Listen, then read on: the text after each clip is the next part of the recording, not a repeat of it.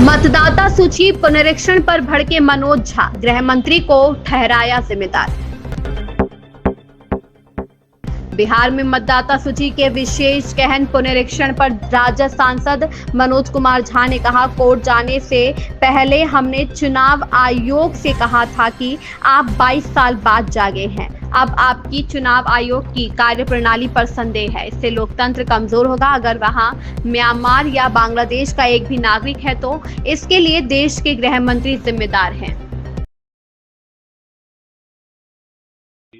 कि political party से चर्चा क्यों नहीं की गई अगर ये करना था।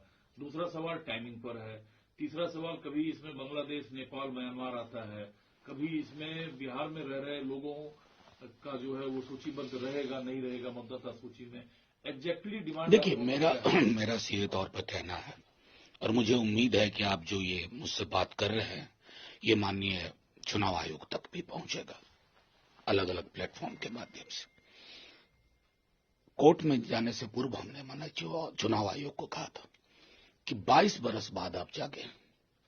22 बरस बाद, 22 बरस पहले वाले में कभी आपने सुना था कि कुछ दिक्कत हुई, परेशानी हुई? अटल जी की सरकार थी, 2003 की मैं बात कर रहा हूं। 22 बरस बाद क्यों हो रहा है ऐसा? क्यों आप पर शंका हो रही है, कार्यशैली पर शंका हो रही है?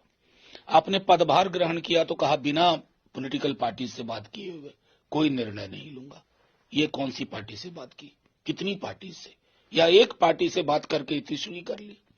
माननीय सर्वोच्च न्यायालय ने गंभीरतापूर्वक टाइमिंग के सवाल पूछे, यहां तक कहा कि अगर किसी को आपत्ति होगी सत्यापन के बाद, जब पूरा लिस्ट 2 बार ड्राफ्ट के बाद डाल देंगे, तो जब तक वो आपत्ति उसकी ग्रीवांस रिट्रेसल में जाएगी, चुनाव बीत चुका होगा।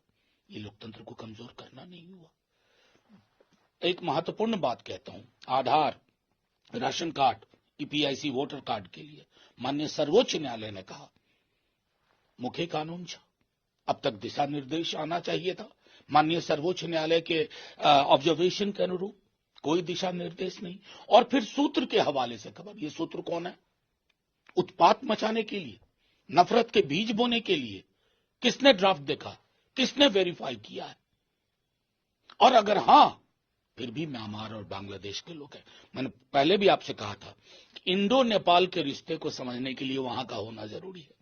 नेपाल के साथ किस तरह का संबंध है, पूरे दरभंगा, मधुबनी से लेकर के इधर पूर्णिया, अररिया, किशनगंज, सहरसा, आपको ये समझ दिल्ली दरबार को नहीं होगी। लेकिन मेरा प्रश्न है, अगर एक भी म्यांमार का और बांग्लादेशी है